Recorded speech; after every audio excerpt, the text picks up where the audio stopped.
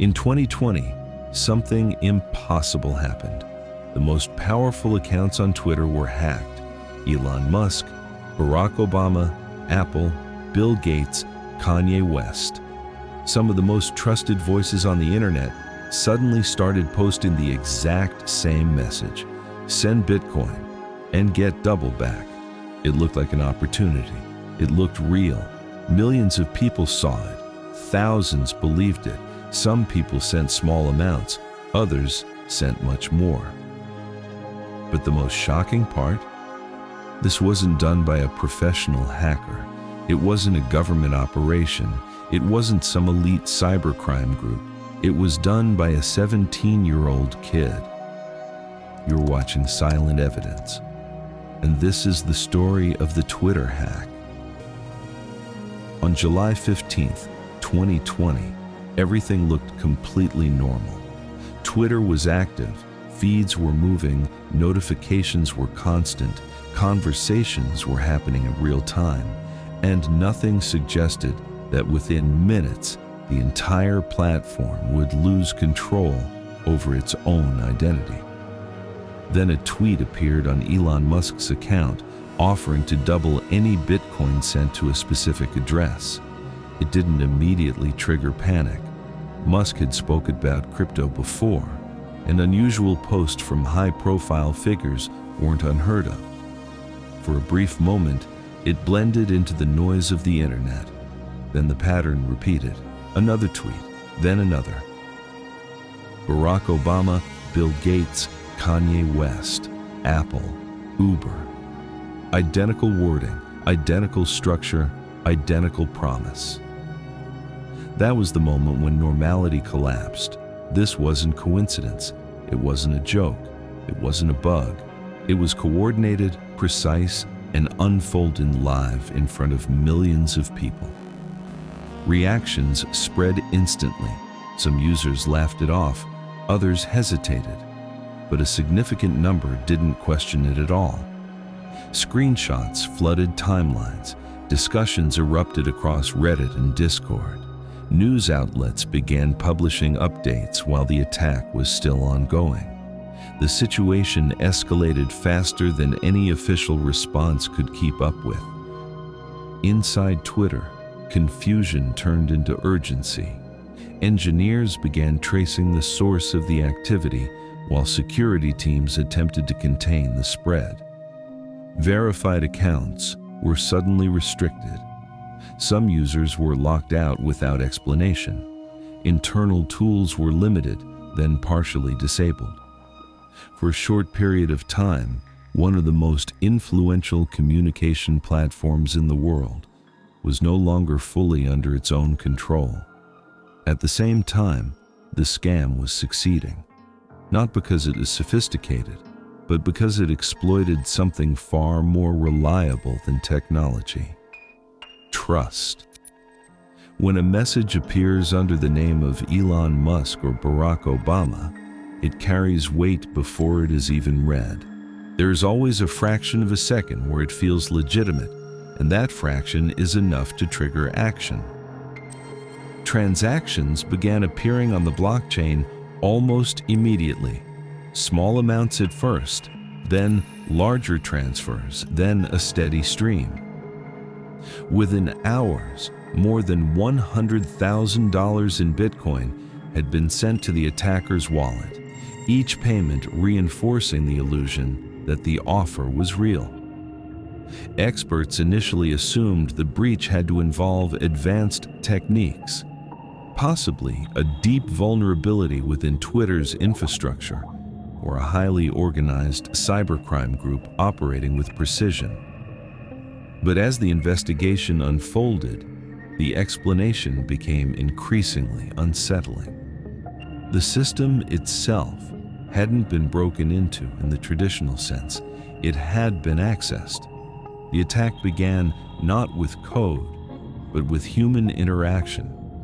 The individual behind it, Graham Ivan Clark, a 17-year-old from Florida, did not rely on sophisticated malware or hidden exploits.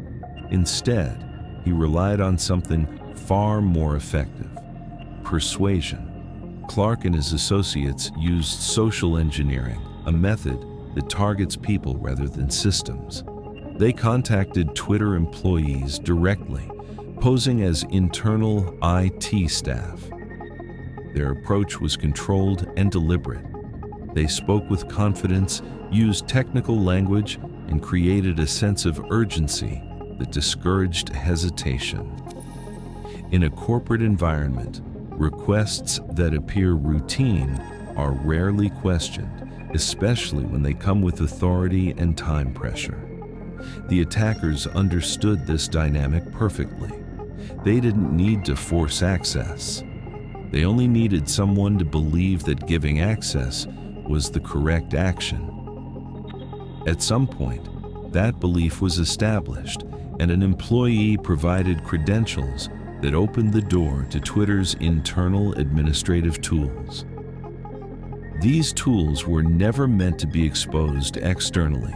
They were designed for trusted personnel to manage accounts, resolve issues, and maintain the platform. With access to them, the attackers gained capabilities far beyond a typical breach. They could reset email addresses, disable security features, change login information, and take control of accounts without needing passwords. In practical terms, they had the ability to assume the identity of almost any user on the platform. Instead of acting immediately, they moved carefully. They tested the limits of their access using smaller accounts, observing how the system responded and ensuring their actions didn't trigger immediate shutdowns. This phase allowed them to understand the environment they were operating in. Once they were confident, they escalated. Larger accounts, more visibility, higher impact. Each step increased the scale of the attack until it reached global attention. From the outside, the situation appeared highly complex, as if it required deep technical expertise. In reality, the foundation of the attack remained simple. No advanced code was necessary. No unknown vulnerabilities were exploited. The entire operation depended on a single successful interaction between people. With control established, the execution phase required minimal effort.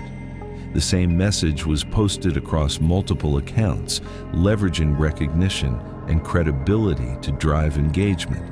The simplicity of the scam was part of its effectiveness. It relied on basic human instincts, trust in authority, fear of missing out, and the appeal of quick profit.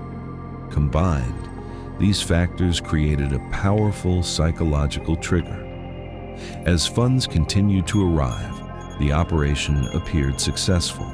The wallet accumulated transactions at a steady rate, and for a brief window, the attackers remained ahead of any response. However, the same human factors that enabled the attack also contributed to its failure. Clark did not remain anonymous. He communicated on public platforms, including Discord, where he interacted with others, discussed aspects of the operation, and revealed information that could be traced. Usernames, conversations, and behavioral patterns began forming a digital trail. Each interaction added another piece to the puzzle investigators were assembling. Authorities tracked the movement of Bitcoin through the blockchain, analyzed communication logs, and correlated data across multiple sources. What initially appeared as an anonymous operation gradually became identifiable. The structure of the attack, once examined closely, showed signs of inexperience. It lacked the discipline typically seen in professional cybercrime operations. Law enforcement acted quickly. Within days, they identified Clark as the primary suspect. The scale of the attack suggested a coordinated group, but the reality pointed to a much smaller operation centered around a single individual. The contrast between the impact and the simplicity of its execution made the case particularly significant. Just weeks after the attack, Graham Evan Clark was arrested.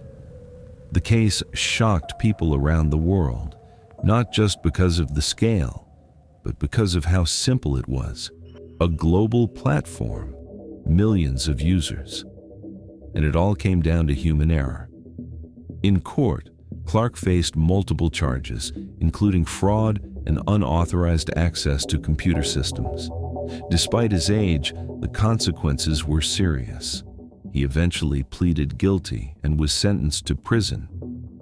The Twitter hack became a defining example of social engineering. It showed that even the most advanced systems can be compromised if the human element is exploited. Companies can invest millions into cybersecurity. They can build complex defenses.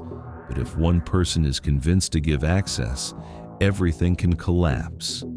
This wasn't just a hack. It was a demonstration. A reminder that the biggest vulnerability in any system is not the technology, it's the people behind it. If you enjoyed this investigation, consider supporting the channel. Subscribe to Silent Evidence for more stories about cybercrime, hidden networks, and the people behind them. If you found this video interesting, leave a like. It helps the channel grow. And let me know your thoughts in the comments. Could something like this happen again?